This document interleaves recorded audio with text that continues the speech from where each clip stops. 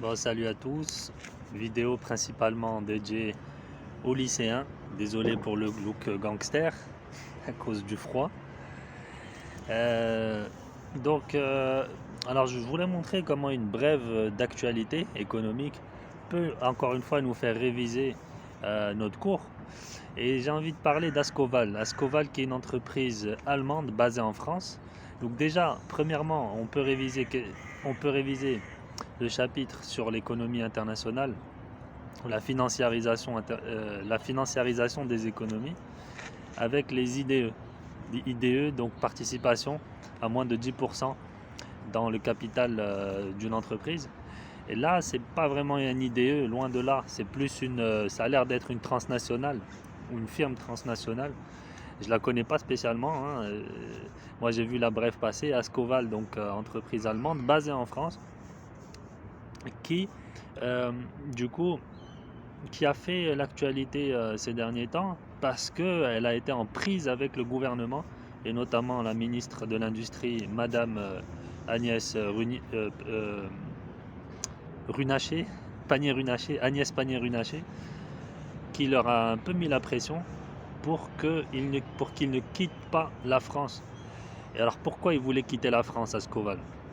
La principale raison, c'est cette flambée du prix des énergies, globalement, des énergies du gaz, mais aussi par extension du prix d'électricité qui a été multiplié par 3 sur ces derniers mois.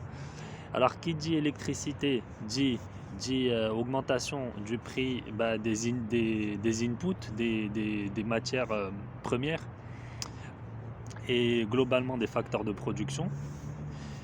Ça augmente du coup les coûts de production, ça réduit la marge bénéficiaire, ça réduit l'excédent brut d'exploitation, bref, voilà, tout ça s'enchaîne et ça fait que là, au bout d'un moment, l'entreprise a envie de quitter, en tout cas de se relocaliser ou se délocaliser ailleurs.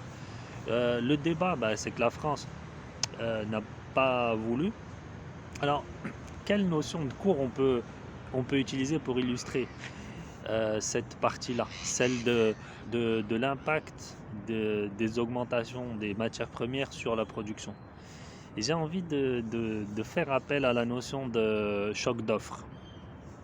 Donc choc d'offre, positif, négatif, choc de demande, positif, négatif, programme de première, mais aussi programme de terminale.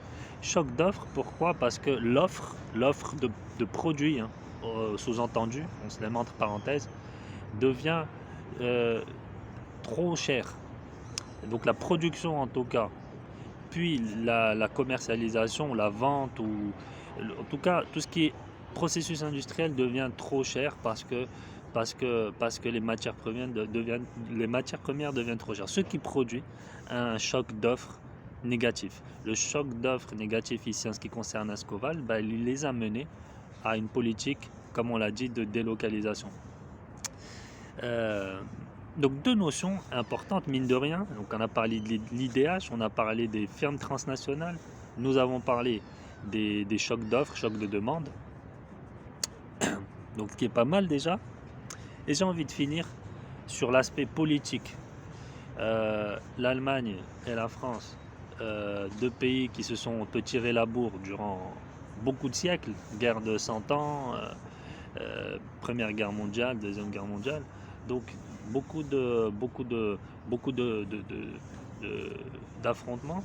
Et l'affrontement aujourd'hui, il a été transposé sur le terrain économique et terrain politique par conséquent, ce qui mène du coup à ces pressions de la part du gouvernement, voilà, qui simplement, de manière claire, si on doit vulgariser les choses, Agnès Pannier-Runacher, ce qu'elle a dit aux Allemands, c'est que si vous arrêtez la production en France, il y aura des représailles. Des représailles sur des produits, sur des exportations, peut-être des représailles, peut-être des barrières tarifaires qui vont être mises en place, des questions de coopération de manière générale. Et en ce moment, c'est un peu la période avec les pêcheurs à la Manche, avec le Brexit. Le Brexit et tout ce que ça engendre comme des accords entre la Grande-Bretagne et la France. Donc on ne développe pas beaucoup parce que c'est pas vraiment de l'économie, mais l'aspect économique est souvent la base de beaucoup de négociations et du déploiement de la diplomatie. À la prochaine.